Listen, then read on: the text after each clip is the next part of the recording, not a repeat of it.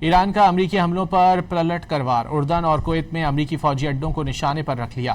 پاسداران انقلاب نے ایران کا اردن کے ازرق بیس اور کویت میں علی السالم بیس پر امریکی تنصیبات پر ڈرون حملے کر کے امریکی فوج کے مواصلاتی نظام، فکسڈ ریڈار سائٹ اور ایندھن کے ڈپوؤں کو نشانہ بنانے کا دعویٰ کیا ہے۔ ایران کا کویت میں علی السالم بیس پر امریکی افواج پر حملے کا دعویٰ۔ سپاہ پاسداران انقلاب اسلامی کا کہنا ہے کہ اس نے کویت میں علی السالم ایئر بیس پر میزائلوں اور ڈرون سے مشترکہ حملہ کیا۔ فارس نیوز کے مطابق یہ حملے سائقہ آپریشن کے 9ویں مرحلے کا حصہ ہیں۔